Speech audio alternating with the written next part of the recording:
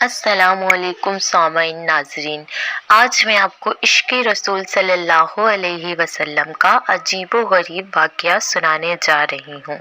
واقعے کی شروعات آپ کی بھرپور دعاؤں کے ساتھ حضرت علامہ ظفر عثمانی رحمۃ اللہ العالمین فرماتے ہیں کہ میں اس زمانے میں حج کے بعد مدینہ منورہ گیا۔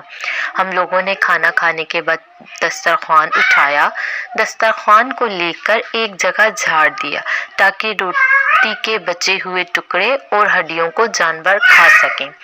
تھوڑی دیر بعد جب میں اپنے کمرے سے باہر نکلا تو یہ دیکھ کر حیران رہ گیا کہ ایک خوبصورت 9 سالہ بچہ ان ٹکڑوں کو چن چن کر کھا رہا ہے۔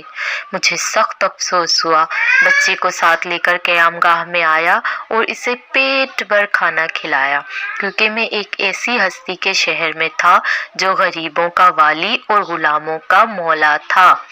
میرے پاس اس برتاؤ کو دیکھ کر بچے بے حد متاثر ہوا۔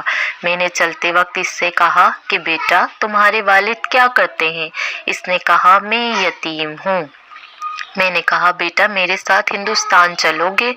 وہاں میں تم کو اچھے اچھے کھانے کھلاؤں گا، عمدہ لباس پہناؤں گا، اپنے مدرسے میں تعلیم دوں گا۔ جب تم عالم و فاضل ہو جاؤ تو میں خود تمہیں یہاں لا کر تمہاری ماں کے سپرد کر دوں گا۔ تم جاؤ اور اپنی والدہ سے اجازت لے کر آؤ۔ لڑکا بہت خوش ہوا اور اچھلتا کودتا اپنی والدہ کے پاس گیا۔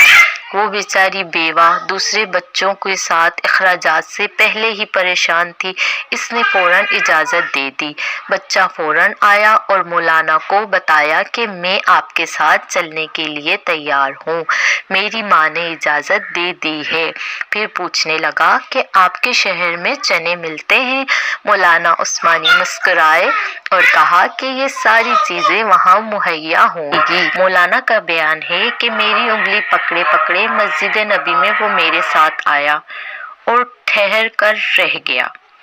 سرکار دو عالم صلی اللہ کے روضے مبارک کو دیکھا اور مسجد کے دروازے کو اور پوچھا کیا کہ بابا، یہ دروازہ اور یہ روضہ بھی وہاں ملیں گے؟ میں نے کہا کہ بیٹا، اگر یہ وہاں مل جاتے تو میں یہاں کیوں آتا؟ لڑکے کے چہرے کا رنگ بدل گیا۔ میری انگلی چھوڑ دی۔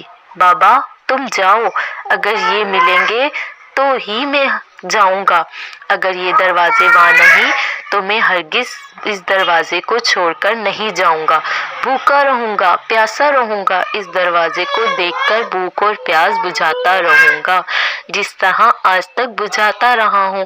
یہ کہہ کر بچہ رونے لگا اور اس کے عشق کو دیکھ کر میں بھی رونے لگا۔